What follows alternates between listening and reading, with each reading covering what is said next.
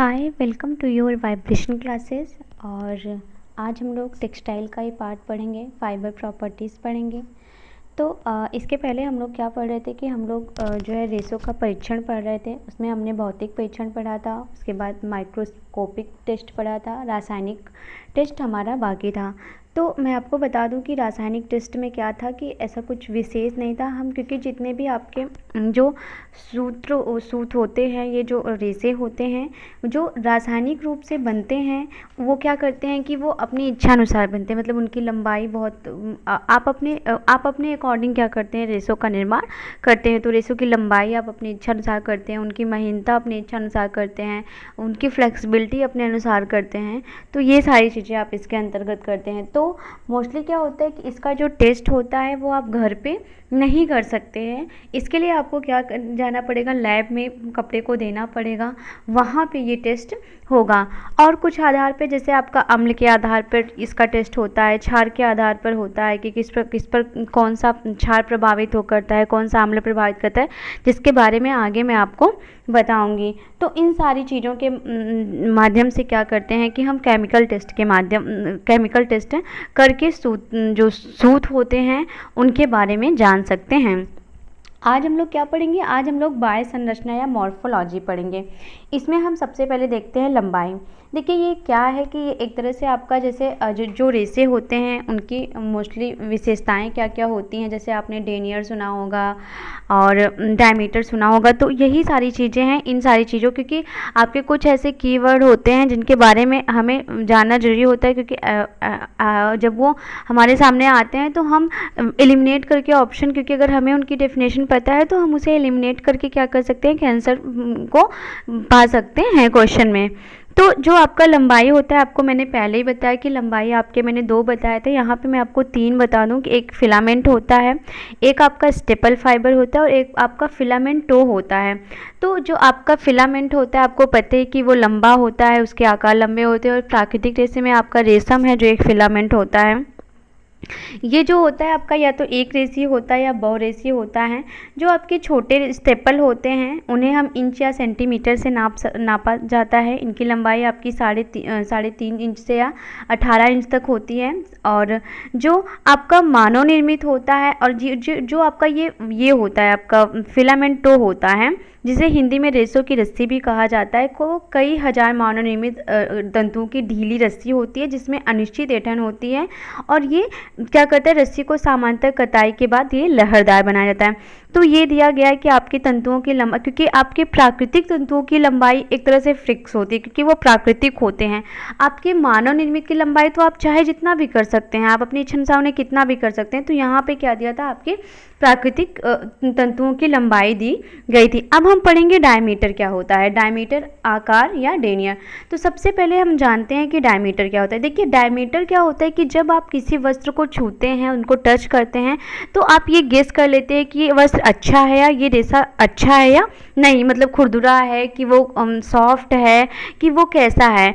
तो क्या होता है कि जो आपका डायमीटर होता है, ये क्या होता है कि आपके आप रेशों को क्या करते हैं कि महसूस करते हैं। उसको छू के आप बता सकते हैं कि उनको देख के आप बता सकते हैं, मतलब प्रत्यक्ष रूप से आप उन्हें देख कर, उन्हें छू कर उनकी सारी क्वालिटी को आप बता सकते हैं। वो आपका डायमीटर कहलाता है। देखिए प्राकृतिक तंतुओं में क्या होता है कि इन सारे रेशों में कोई एक रूपता तो रहती नहीं है। कुछ घुघराले होते हैं, कुछ सीधे होते हैं, कुछ चिकने होते हैं, कुछ खुरदुरे होते हैं। तो क्या होता है कि प्राकृतिक तंतुओं की जो महीनता होती है, प्राकृतिक तंतुओं की महीनता को माइक्रोन से नापते हैं। ठीक है, किससे नापते हैं, माइक्रोन से नापते हैं। प्राकृतिक तंतुओं की महीनता को हम माइक्रोन से नापते हैं। और क्या करता है कि ये जो आपकी महीनता होती है, इससे माइक्रोन से नापा जाता है। और ये बताता है कि जैसे आपके ऊन में तो कोई महीनता नहीं होती है, लेकिन कुछ चीज़ों में क्या होता है कि आपके ऊन में, जैसे क्योंकि आप ऊन को छुएंगे तो आपको पता ही चलेगा कि ऊन खुरदुरा होता है। कपास आप छुएंगे तो कपास क्या होता है कि सॉफ्ट भी होता है, मतलब कपास में क्या होता है कि वो एकदम से खुरदुरा नहीं होता है। लेकिन आपका जो लिनन होता है, उसे कृत्रिम लिनन जो होता है वो क्या होता है कि वो चिकना भी होता है, वो सॉफ्ट होता है। तो ये क्या होता है कि ये डायमीटर होता है। मतलब हम प्रत्यक्ष रूप से या फिर उसे छू के जो बता सकते हैं कि ये रेशा कैसा है वो आपका क्या कहलाता है कि डायमीटर कहलाता है। और इसमें ये चीज़ है कि सिर्फ प्राकृतिक वस्तुओं को प्राकृतिक वस्तु मैं कह रही हूँ, प्राकृतिक चीज़ों को ही आप, प्राकृतिक रेशों को ही आप कर सकते हैं, क्योंकि मानव निर्मित जो होते हैं वो आप अपने अकॉर्डिंग क्या करते हैं, उन रेशों का निर्माण करते हैं। तो यहाँ पे देखिए कि ये डायमीटर दिया गया हुआ है कि आपका कपास का कितना होता है, 16 से 20 होता है। फ्लैक्स का कितना होता है, 12 से 16 माइक्रोन होता है।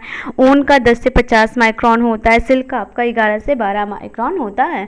तो ये जो डायमीटर होता है ये क्या किया जाता है कि जब मान लीजिए ये तो यहाँ पे दिया हुआ है कि ये प्राकृतिक होता है, ये मानव निर्मित तंतुओं में डायमीटर को हम किस प्रकार से मापते हैं, क्या करते हैं कि जो स्पिनरेट के छिद्र होते हैं और कताई के माध्यम से क्या करते हैं कि हम उन रेशों को क्या करते हैं, खींचते हैं और नियंत्रित करते हैं। और फिर क्या होता है कि एक समान डायमीटर, क्योंकि एक समान रूप से क्या किया जाता है, फिर उनके आकार को बनाया जाता है, रेशों की लंबाई को बनाया जाता है और उनको पूरी तरह से क्या किया जाता है कि पूरी तरह से उनको अपने कंट्रोल में किया जाया जाता है। और फिर आप अपने इच्छानुसार उन्हें मोटा बना सकते हैं, आप अच्छी इच्छानुसार उन्हें महीन बना सकते हैं। ये क्या होता है आपका जो है डायमीटर होता है, जो आपके मानव निर्मित में इस तरह से किया जाता है कि आप उसके स्पिनरेटों के माध्यम से क्या करते हैं कि उसकी महीनता को माप सकते हैं। और आपका जो प्राकृतिक रेशा होता है उसको आप प्रत्यक्ष रूप से देख के, छू के, आपको एज यूजुअल जो आप उसे देखते हैं, जो महसूस करते हैं, उसके माध्यम से आप वो उसको कैटेगराइज कर सकते हैं, उसको बता सकते हैं, उसकी क्वालिटी को आप बता सकते हैं। ठीक है, यहाँ तक आपको समझ में आ गया। अब हम लोग पढ़ेंगे डेनियर। ठीक है, देखिए डेनियर का मतलब क्या होता है कि आपका आकार। डेनियर से समझ लीजिए कि किसी भी रेशे की लंबाई। ठीक है, ये ऐसे ही समझिए, क्योंकि आपने देखा होगा कि आपके एग्जाम में पूछता है कि डेनियर की लंबाई कितनी होनी चाहिए, मतलब कितनी होनी चाहिए। तो जो आपका मानव निर्मित रेशा होता है उसकी महीनता को हम डेनियर से मेज़र करते हैं। वहाँ पे क्या था कि जो आपके प्राकृतिक रेशे थे उनको हम क्या करते थे, उनको हम माइक्रोन के माध्यम से उनकी महीनता को नापते थे। ठीक है, लेकिन यहाँ पे जो आपके मानव निर्मित रेशे होते हैं उनको हम डेनियर के माध्यम से मापते हैं। तो जो डेनियर का निर्धारण होता है वो 9000 मीटर धागे या तंतुओं के वजन द्वारा किया जाता है। ये इंपॉर्टेंट है, इससे कई बार आपके एग्जाम में क्वेश्चन पूछा गया है। ठीक है, आपको यहाँ तक समझ में आ गया। तो हमने अब तक क्या पढ़ा कि हमने ये पढ़ा कि डायमीटर जो होता है वो क्या करते हैं कि वो प्रत्यक्ष रूप से देख के, महसूस करके, इन सारी चीज़ों के माध्यम से हम रेशों की विशेषता को जानते हैं। और उसके बाद हमने पढ़ा कि मानव निर्मित में क्या किया जाता है कि डेनियर को स्पिंडलों के माध्यम से उनकी इच्छा अनुसार आप उनके धागों को महीन और मोटा आकार प्रदान कर सकते हैं। उसके बाद हमने देखा कि जो आपका मानव निर्मित होता है, जो आपका मानव निर्मित तंतु होता है उसकी महीनता को हम डेनियर से मापते हैं। और ये जो डेनियर होता है इसका 9000 मीटर धागे या तंतुओं के वजन के द्वारा किया जाता है। ठीक है, फिर क्या आता है कि इसमें इकाई की लंबाई के वजन को क्या बताया जाता है, ग्राम में बताया जाता है। धागे के डेनियर को यदि फिलामेंट की संख्या से भाग दे दिया जाए, यहाँ पे देखिएगा कि जैसे मान लीजिए आपसे पूछ लिया गया, वैसे ये पूछता नहीं है लेकिन आपके ये टीजीटी पीजीटी के एग्जाम में पूछ सकता है।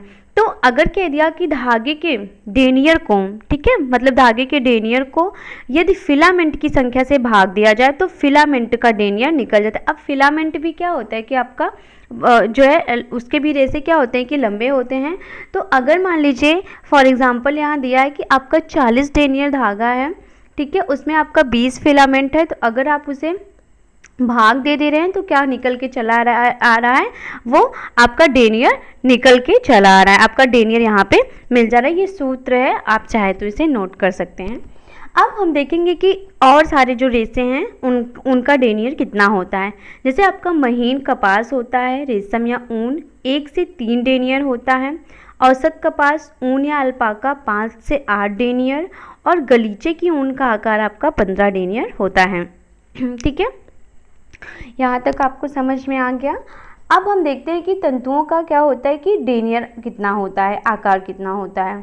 तो अब रेशम का कितना होता है, 1.0 होता है। अमेरिकन कपास का आपका 1.8 होता है। आपका जो भारतीय कपास होता है उसका 2.25 होता है। मैरिनो ऊन का आपका 4.3 होता है। संकर ऊन का आपका 7.5 होता है एंड फ्लैक्स का आपका 5.6 होता है।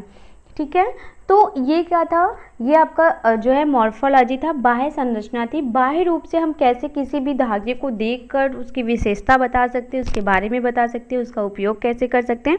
ये क्या होता है कि ये बाह्य रूप से, क्योंकि देखिए हम जो टेस्ट कर रहे थे, हमने जो टेस्ट किया था उसमें भी हमने बाह्य रूप से किया था, फिर हमने सूक्ष्मदर्शी रूप से देखा था कि हमने बाह्य रूप से देखा कि उसे जला के, उसे तोड़ के, उसे छू के, उस पर स्याही का धब्बा गिरा के, मतलब इन सारे माध्यमों से क्या कर सकते हैं हम रेशों को बता सकते हैं कि रेशा कौन सा है। फिर हमने देखा सूक्ष्मदर्शी के माध्यम से, तो उसमें भी हमने देखा कि कपास का देखा कि उसमें जब सैप सूख जाता है तो उसमें गांठें बन जाती हैं।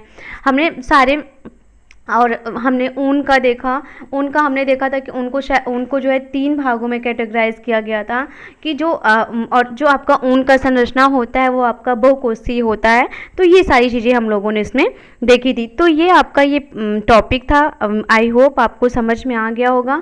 इसको हम कंटिन्यू करेंगे और आगे हम लोग अम्ल और क्षार के बारे में